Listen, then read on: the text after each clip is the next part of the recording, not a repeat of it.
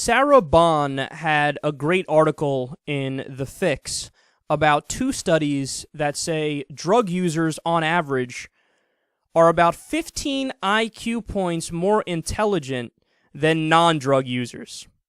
This is really, really interesting to me because that flies directly in the face of the propaganda that we're all so used to hearing. You know, I mean, remember DARE, Drug Abuse Resistance Education, I think it stands for. I had to go through that when I was a kid, and the propaganda that they were pushing was, well, the people who take drugs are lowlives. They're idiots. They're the bottom of the barrel. You know, these are the people who you don't want to associate with. And I'm sure sometimes that's true, that the people who do drugs are like, fuck it, I'm just going to check out of the system and do that the rest of my life, and it is what it is. But according to this study, on average, drug users are actually smarter, according to the two studies, I should say. So both studies come from the Center for Longitudinal Studies, the CLS.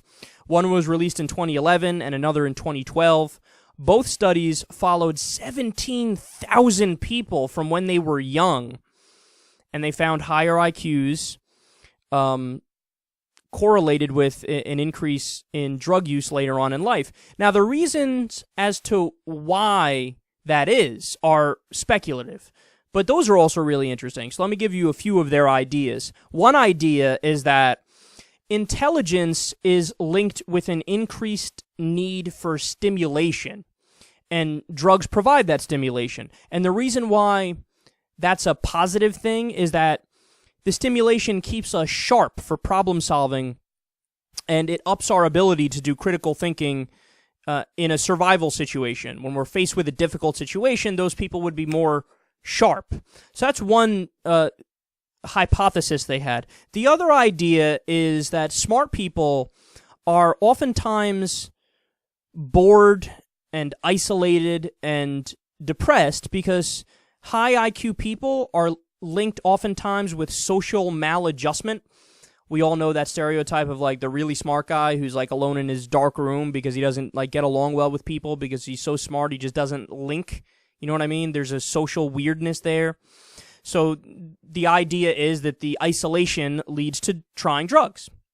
And then the third idea is that high IQ people may have low emotional IQs.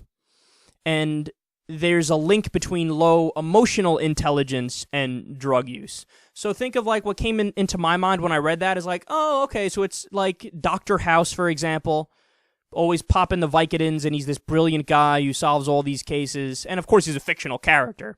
But you could still see what they're talking about nonetheless, that you could be really smart with like logical deductions, but you can't really connect with people on an emotional level because it's two separate areas.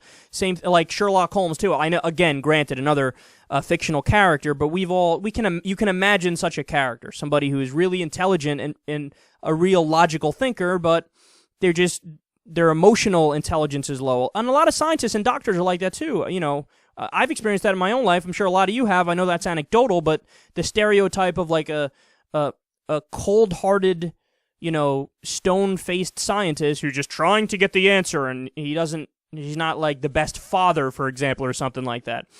So those are the different ideas, and those are open to discussion, they're open to debate. We don't know the exact reason as to why the studies came out the way that they did, but here's what's not open to discussion or debate. According to the studies, it is just true that people who use drugs, on average, are about 15 IQ points more intelligent than people who don't use it. So the bottom line is, look, am I saying we should treat drug users in a superior way to how we treat people who don't use drugs? Of course not. That's not what I'm saying at all. But what I am saying is that stereotype where people look down their noses, they look condescendingly at drug users, and they say, "Ooh, get your life together. What the fuck is wrong with you? You must be a lowlife." That stereotype has to die.